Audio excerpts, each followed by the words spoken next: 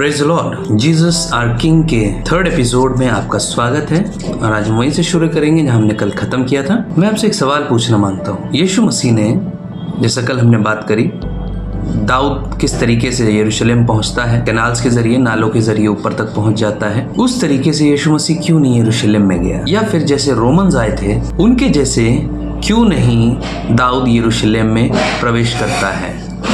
वो एक गधी के बच्चे पर क्यों सवार होकर आता है? बाइबल बताती है जकरिया 9 और उसके 9 में, लगभग यीशु मसीह के पैदा होने से 550 साल पहले जकरिया ने इस भविष्यवाणी को उन प्रोफेसी के पार्चमेंट्स पे या उन खालों पे या उन पर्चों पे जो उस समय यूज किए जाते थे, जो भी मटेरियल जिस पे भविष्यवाणी लिखी जाती थी उस पे लिख दिया उसने, और ये लिखा, rejoice greatly O daughter of Zion, ऐ सिय्योन की बेटी बड़ी आनंदित हो। Shout O daughter of Jerusalem, ऐसे यरूशलेम की बेटी मगन हो, चिल्ला, behold the king cometh unto thee, क्योंकि तेरा राजा आता है। he is just and having salvation, वो न्यायी है और उसके पास उद्धार है। lowly and riding upon an ass, और वो बहुत दीन हलीम है और वो गधे के ऊपर सवार है। इस प्रोफेसी को 550 साल पहले लिख दिया गया। यही वजह थी कि यीशु मसीह और किसी माध्यम से नहीं, लेकिन गधे के बच्चे के ऊपर सवार होकर यरूशलेम में आता है।